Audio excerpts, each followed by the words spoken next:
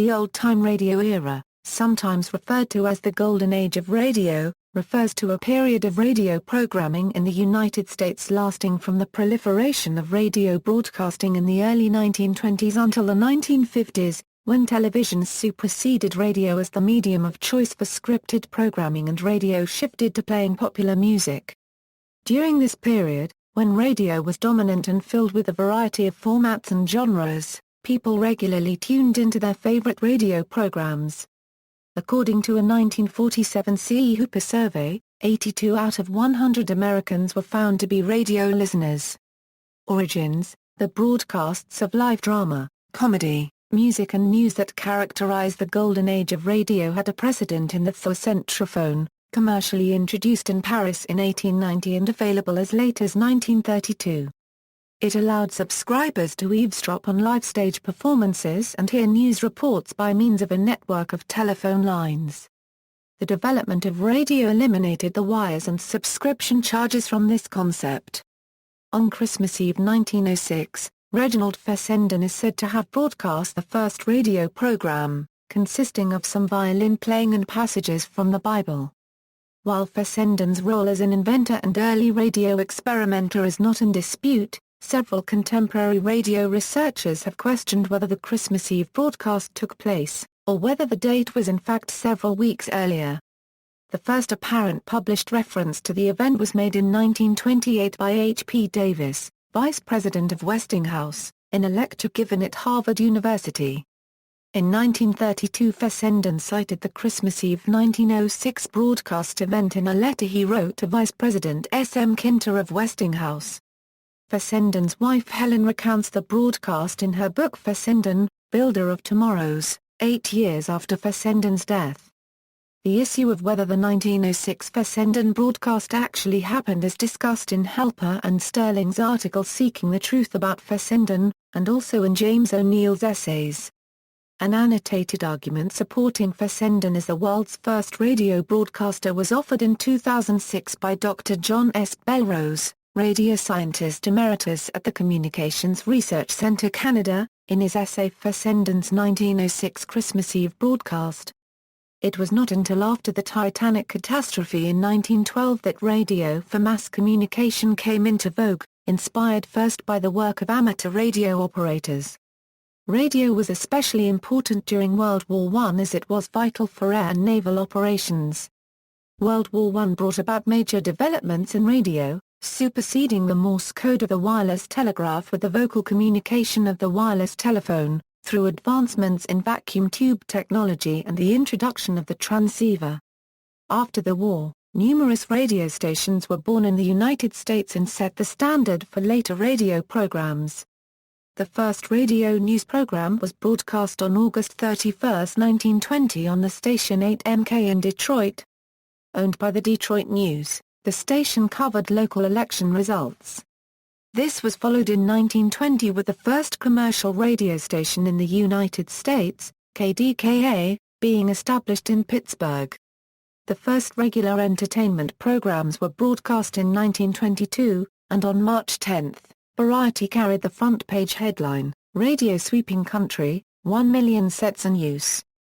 A highlight of this time was the first Rose Bowl being broadcast on January 1, 1923 on the Los Angeles station KHJ. Radio networks: several radio networks broadcast in the United States, airing programs nationwide. Their distribution made the golden age of radio possible. The networks declined in the early 1960s, with networks going defunct or selling off their stations. The major networks were National Broadcasting Company, Red Network, a development by the Radio Corporation of America, 1926, Columbia Broadcasting System, 1927, Mutual Broadcasting System, developed from 4 different stations. Unlike the other networks, it did not own stations, 1934, American Broadcasting Company, developed from an anti-monopoly sell-off of the NBC Blue Network division, 1945. Types of programs: during the golden age of radio, new forms of entertainment were created for the new medium, which later migrated to television and other media: radio plays, mystery, adventure and detective serials, soap operas, quiz shows, variety hours, talent shows, situation comedies, children's shows, as well as live musical concerts and play-by-play sports broadcasts. In addition, the capability of the new medium to get information to people created the format of modern radio news: headlines, remote reporting, sidewalk interviews, panel discussions, weather reports, farm reports. In the late 1920s, the sponsored musical feature was the most popular program format. Commercial messages were regarded as intrusive, so these shows usually displayed the sponsor's name in the title, as evidenced by such programs as the A&P Gypsies, Acoustic On Hour, Champion Spark Plug Hour, the Clickwork Club Eskimos, the Flitz Soldiers, the Fox Fur Trappers, the Goodrich Zippers, the Ingram Shavers, the Ipana Troubadours, the Planters Pickers, the Silvertown Chord Orchestra, the Sylvania Foresters, the Yeast Foamers, King Biscuit Time, the Health and Happiness Radio Show and the Light Crust Doughboys. During the 1930s and 1940s, the leading orchestras were heard often through big brand remotes, and NBC's monitor continued such remotes well into the 1950s by broadcasting live music from New York City jazz clubs to rural America. Classical music programs on the air included The Voice of Firestone and the Bell Telephone Hour. Texaco sponsored the Metropolitan Opera radio broadcasts. The broadcasts, now sponsored by the Toll Brothers, continue to this day around the world, and are one of the few examples of live classical music still broadcast on radio. One of the most notable of all classical music radio programs of the golden age of radio featured the celebrated Italian conductor Arturo Toscanini conducting the NBC Symphony Orchestra, which had been created especially for him. At that time, nearly all classical musicians and critics considered Toscanini the greatest living maestro. Popular songwriters such as George Gershwin were also featured on radio. The New York Philharmonic also had weekly concerts on radio. There was no dedicated classical music radio station like NPR at that time, so classical music programs had to share the network they were broadcast on with more popular ones, much as in the days of television before the creation of NET and PBS. Country music also enjoyed popularity. National Barn Dance, begun on Chicago's WLS in 1924, was picked up by NBC Radio in 1933. In 1925, WSM Barn Dance went on the air from Nashville. It was renamed the Grand Ole Opry in 1927 and NBC carried portions from 1944 to 1956.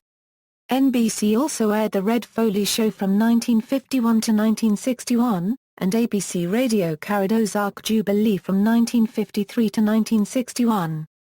Radio attracted top comedy talents from vaudeville and Hollywood for many years: Frederick Allen, Jack Benny, Victor Borge, Fanny Brice, Billy Burke, Bob Burns, Judy Canova, Jimmy Durante, Phil Harris, Bob Hope, Groucho Marx, Gene Shepard, Red Skelton, Abbott and Costello, and Ed Wynn. Situational comedies also gained popularity, such as Amos and Andy, Burns and Allen, Easy Aces, Ethel and Albert, Fibber McGee and Molly, The Goldbergs, The Great Gildersleeve, The Halls of Ivy, Meet Corliss Archer, Meet Millie, and Miss Brooks. Radio comedy ran the gamut from the small-town humor of Lum and Abner, Herb Schreiner and Minnie Pearl to the dialect characterizations of Mel Blanc and the caustic sarcasm of Henry Morgan. Gags galore were delivered weekly on Stop Me If You've Heard This One and Can You Top This? Panel programs devoted to the art of telling jokes. Quiz shows were lampooned on It Pays to Be Ignorant, and other memorable parodies were presented by such satirists as Spike Jones, Stowop Nagel and Bud, Stan Freberg and Bob and Ray. British comedy reached American shores in a major assault when NBC carried The Goon Show in the mid-1950s. Some shows originated as stage productions. Clifford Goldsmith's play What a Life was reworked into NBC's popular, long-running The Aldrich Family with the familiar catchphrases Henry Aldrich, followed by Henry's Answer, Coming, Mother. Moss Hart and George S. Kaufman's Pulitzer Prize-winning Broadway hit, You Can't Take It With You, became a weekly situation comedy heard on Mutual with Everett Sloan and later on NBC with Walter Brennan. Other shows were adapted from comic strips, such as Blondie, Dick Tracy, Gasoline Alley, The Gumps, Lyle Abner, Little Orphan Annie, Popeye the Sailor, Red Ryder, Regular Fellas, Terry and the Pirates and Tilly the Toiler. Bob Montana's red-headed teen of comic strips and comic books was heard on radio's Archie Andrews from 1943 to 1953. The Timid Soul was a 1941–1942 comedy based on cartoonist H.T. Webster's famed Casper Milquetoast Toast character, and Robert L. Ripley's Believe It or Not. Was adapted to several different radio formats during the 1930s and 1940s. Conversely, some radio shows gave rise to spin-off comic strips, such as My Friend Irma starring Marie Wilson. The first soap opera, Clara, Lou, and Em was introduced in 1930 on Chicago's WGN. When daytime serials began in the early 1930s, they became known as soap operas because many were sponsored by soap products and detergents. The lineup of late afternoon adventure serials included Bobby Benson and the Barbie Riders, The Cisco Kid, Jack Armstrong, The All-American Boy, Captain Midnight, and the Tom Mix Ralston Straight Shooters. Badges, rings, decoding devices and other radio premiums offered on these adventure shows were often allied with a sponsor's product, requiring the young listeners to mail in a box top from a breakfast cereal or other proof of purchase. Outstanding radio dramas were presented on such programs as 26 by Cohen, NBC Short Story, Archibolla's Plays, Quiet, Please, and CBS Radio Workshop. Orson Welles' The Mercury Theatre on the Air and the Campbell Playhouse were considered by many critics to be the finest radio drama anthologies ever presented. They usually starred Welles in the leading role, along with celebrity guest stars such as Margaret Sullivan or Helen Hayes, in adaptations from literature, Broadway, and/or films. They included such titles as Liliom, Oliver Twist, A Tale of Two Cities, Lost Horizon, and The Murder of Roger Ackroyd. It was on Mercury Theatre that Welles presented his celebrated but infamous 1938 adaptation of H. G. Wells's The War of the Worlds, formatted to sound like a breaking news program. Theatre Guild on the Air presented adaptations of classical and Broadway plays. Their Shakespeare adaptations included a one-hour Macbeth starring Morris Evans and Judith Anderson, and a 90-minute Hamlet, starring John Gielgud. Recordings of many of these programs survive. During the 1940s, Basil Rathbone and Nigel Bruce, famous for playing Sherlock Holmes and Dr. Watson in films, repeated their characterizations on radio on The New Adventures of Sherlock Holmes, which featured both original stories and episodes directly adapted from Arthur Conan Doyle's stories. None of the episodes in which Rathbone and Bruce starred on the radio program were filmed with the two actors as Holmes and Watson, so radio became the only medium in which audiences were able to experience Rathbone and Bruce appearing in some of the more famous Holmes stories, such as The Speckled Band. There were also several dramatizations of Sherlock Holmes stories on radio without Rathbone and Bruce. During the latter part of his career, celebrated actor John Barrymore starred in a radio program, Streamline Shakespeare, which featured him in a series of one-hour adaptations of Shakespeare plays, many of which Barrymore never appeared in either on stage or in films, such as Twelfth Night, and Macbeth. Lux Radio Theatre and the Screen Guild Theatre presented adaptations of Hollywood movies, performed before a live audience, usually with cast members from the original films. Suspense, Escape, The Mysterious Traveler and Inner Sanctum Mystery were popular thriller anthology series. Leading writers who created original material for radio included Norman Corwin, Carlton E. Morse, David Goodis, Archibald MacLeish, Arthur Miller, Archibolla, Willis Cooper, Rod Serling, Jay Bennett, and Erwin Shaw. Broadcast production methods. The RCA-44BX microphone had two live faces and two dead ones. Thus actors could face each other and react. An actor could give the effect of leaving the room by simply moving his head toward the dead face of the microphone. The scripts were paper-clipped together, and pages were dropped to the carpeted floor after use. Sometimes when reassembling a script to use it for the next time zone, some pages would be out of order or missing entirely. History of professional radio recordings in the United States. Radio stations equals. In the beginning of the Golden Age, American radio network programs were almost exclusively broadcast live, as the national networks prohibited the airing of recorded programs until the late 1940s because of the inferior sound quality of phonograph discs, the only practical recording medium.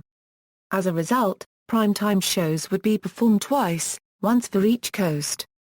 However, reference recordings were made of many programs as they were being broadcast, for review by the sponsor and for the network's own archival purposes.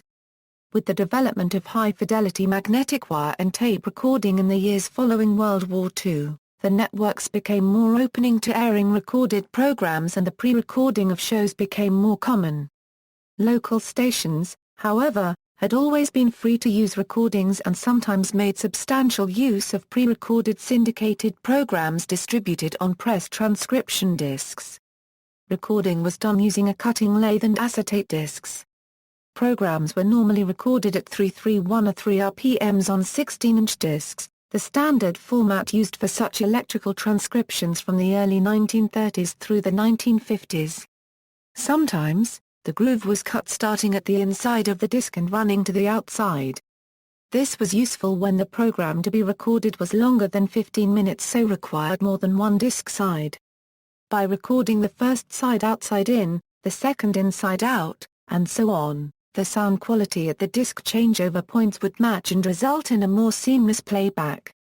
An inside start also had the advantage that the thread of material cut from the disc's surface, which had to be kept out of the path of the cutting stylus, was naturally thrown toward the center of the disc, so was automatically out of the way. When cutting an outside start disc, a brush could be used to keep it out of the way by sweeping it towards the middle of the disc.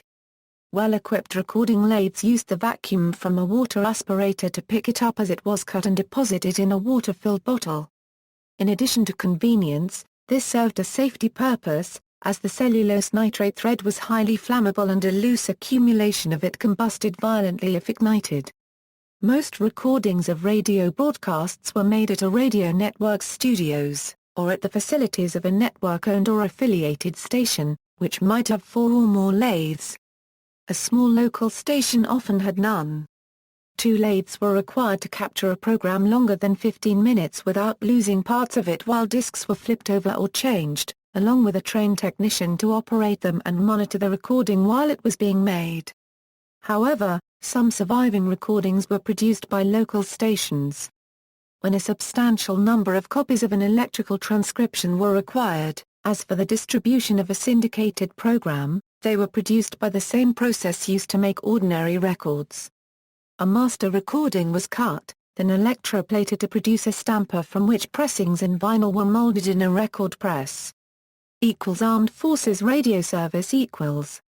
The Armed Forces Radio Service had its origins in the U.S. War Department's quest to improve troop morale. This quest began with shortwave broadcasts of educational and information programs to troops in 1940. In 1941, the War Department began issuing buddy kits to departing troops, which consisted of radios, 78 RPMs records and electrical transcription discs of radio shows. However, with the entrance of the United States into World War II, the War Department decided that it needed to improve the quality and quantity of its offerings. This began with the broadcasting of its own original variety programs. Command Performance was the first of these, produced for the first time on March 1, 1942. On May 26, 1942, the Armed Forces Radio Service was formally established. Originally, its programming comprised network radio shows with the commercials removed. However, it soon began producing original programming, such as Mail Call, GI Journal, Jubilee and GI Jive.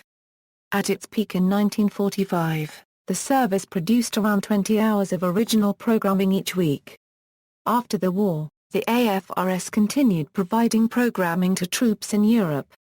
In addition, it also provided programming for future wars that the United States was involved in. It survives today as a component of the American Forces Network. All of the shows aired by the AFRS during the Golden Age were recorded as electrical transcription discs, vinyl copies of which were shipped to stations overseas to be broadcast to the troops. People in the United States rarely ever heard programming from the AFRS, though AFRS recordings of Golden Age network shows were occasionally broadcast on some domestic stations beginning in the 1950s. Home radio recordings in the United States. There was some home recording of radio broadcasts in the 1930s and 1940s. Examples from as early as 1930 have been documented. During these years, home recordings were made with disc recorders, most of which were only capable of storing about 4 minutes of a radio program on each side of a 12-inch 78 RPMs record.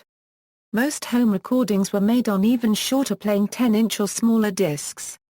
Some home disc recorders offered the option of the 331 or 3 RPM speed used for electrical transcriptions, allowing a recording more than twice as long to be made, although with reduced audio quality.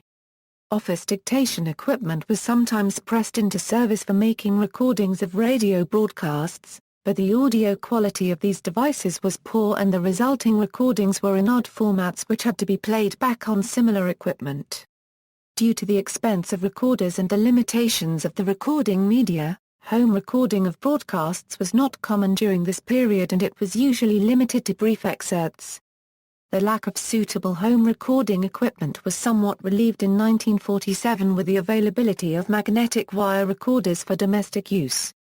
These were capable of recording an hour-long broadcast on a single small spool of wire, and if a high-quality radio's audio output was recorded directly, rather than by holding a microphone up to its speaker, the recorded sound quality was very good. However, because the wire cost money and, like magnetic tape, could be repeatedly reused to make new recordings, only a few complete broadcasts appear to have survived on this medium. In fact, there was little home recording of complete radio programs until the early 1950s, when increasingly affordable reel-to-reel tape recorders for home use were introduced to the market. Recording media electrical transcription discs. Before about 1950, when radio networks and local stations wanted to preserve a live broadcast, they did so by means of special phonograph records known as electrical transcriptions, made by cutting a sound-modulated groove into a blank disc. At first, in the early 1930s, the blanks varied in both size and composition, but most often they were simply bare aluminum and the groove was indented rather than cut. Typically, these very early recordings were not made by the network or radio station, but by a private recording service contracted by the broadcast sponsor or one of the performers. The bare aluminum discs were typically 10 or 12 inches in diameter and recorded at the then standard speed of 78 RPMs, which meant that several disc sides were required to accommodate even a 15-minute program.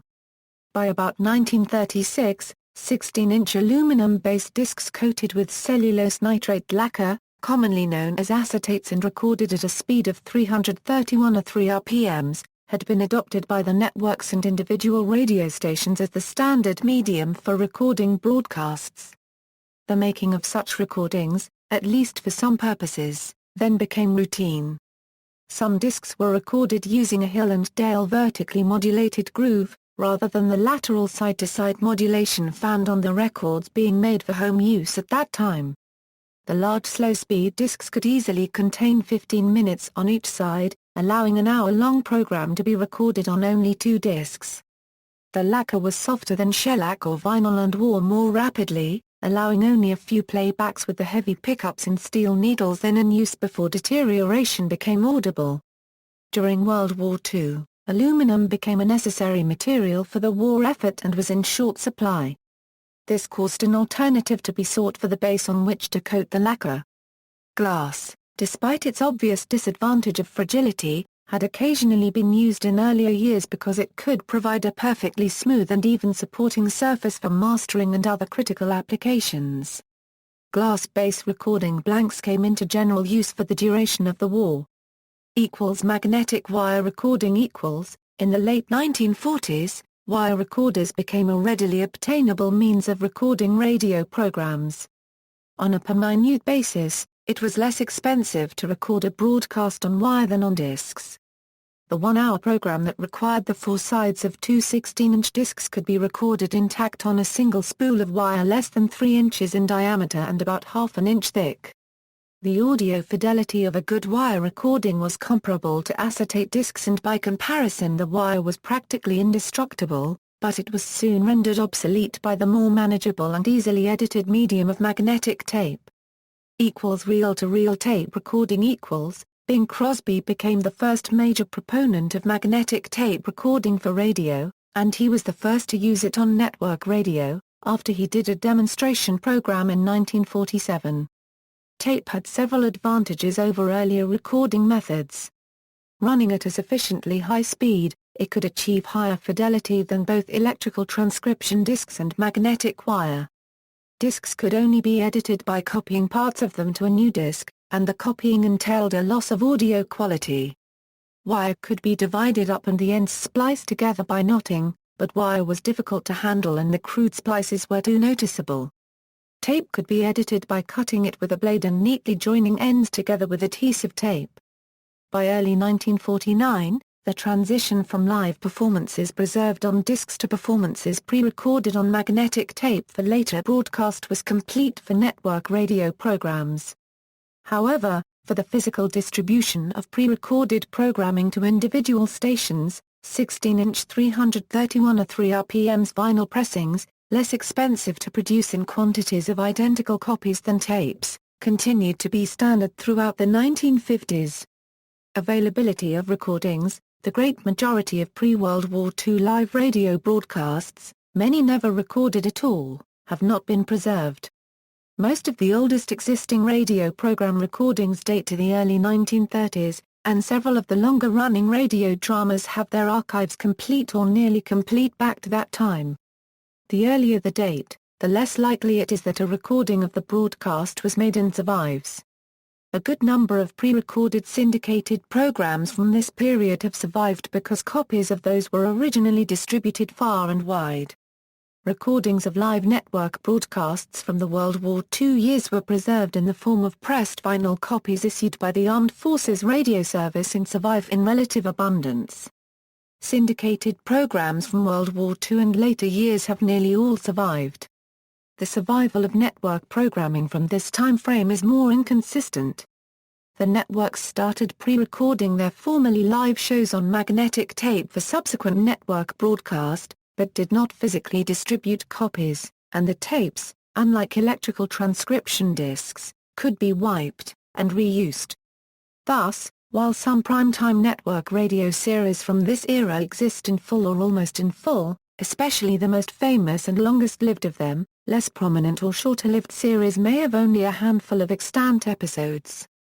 Airchecks, off-the-air recordings of complete shows made by, or at the behest of, individuals for their own private use, sometimes help to fill in such gaps. The contents of privately made recordings of live broadcasts from the first half of the 1930s can be of particular interest, as little live material from that period survives. Unfortunately, the sound quality of very early private recordings is often very poor, although in some cases this is largely due to the use of an incorrect playback stylus, which can also badly damage some unusual types of discs. Most of the Golden Age programs in circulation among collectors are whether on analog tape, CD, or in the form of MP3s originated from 16-inch transcription discs.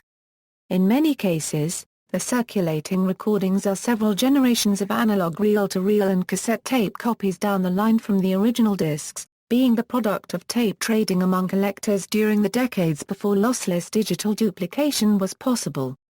The muffled sound, dropouts, sudden changes in sound quality, unsteady pitch and other defects heard all too often are almost always accumulated tape copy defects.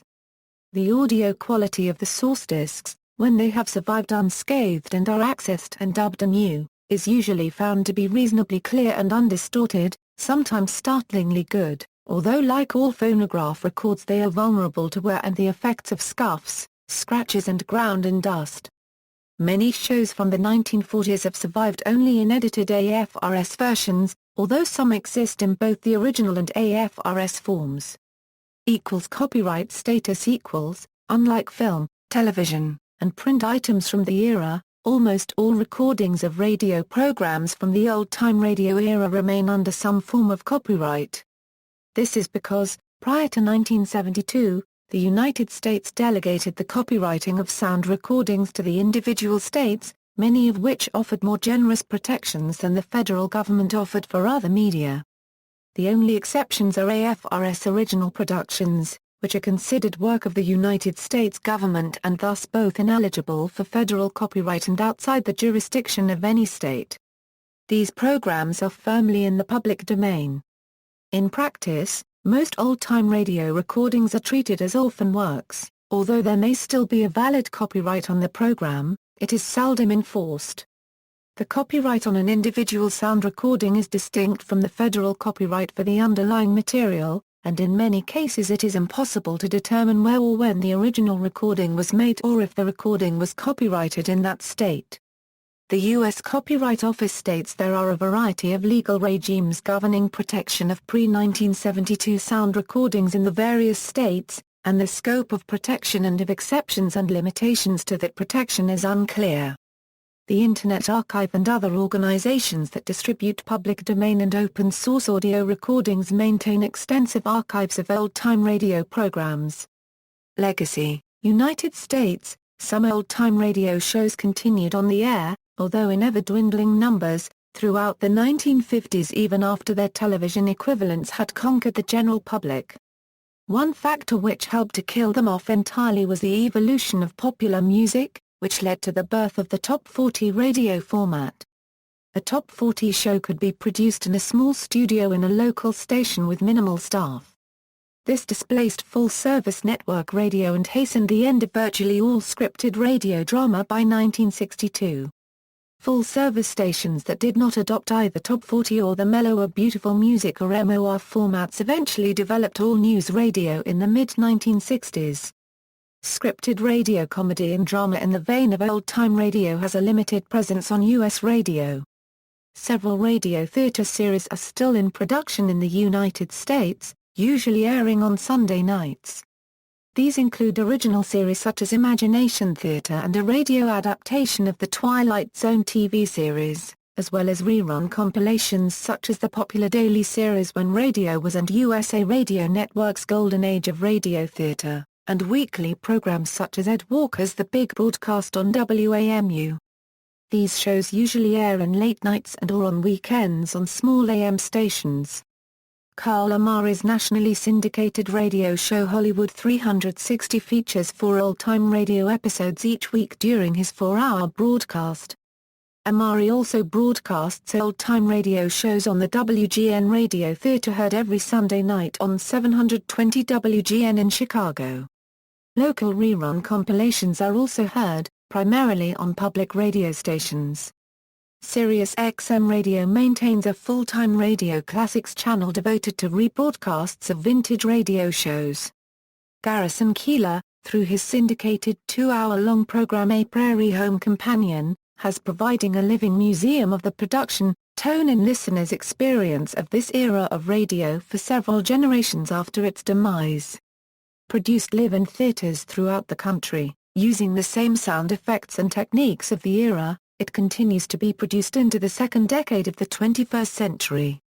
The program includes segments that are close renditions of specific genres of this era.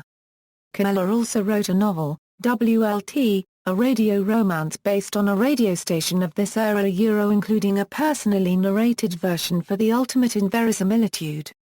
Vintage shows and new audio productions in America are accessible more widely from recordings or by satellite and web broadcasters, rather than over conventional AM and FM radio. The National Audio Theatre Festival is a national organization and yearly conference keeping the audio arts, especially audio drama, alive, and continues to involve longtime voice actors and OTR veterans in its ranks. Its predecessor, the Midwest Radio Theatre Workshop, was first hosted by Jim Jordan, of Fibber McGee and Molly fame, and Norman Corwin advised the organization. One of the longest-running radio programs celebrating this era is The Golden Days of Radio, which was hosted on the Armed Forces Radio Service for more than 20 years and overall for more than 50 years by Frank Bresee, who also played Little Beaver on the Red Ryder program as a child actor. One of the very few still-running shows from the earlier era of radio is a Christian program entitled Unshackled. the weekly half-hour show, produced in Chicago by Pacific Garden Mission, has been continuously broadcast since 1950.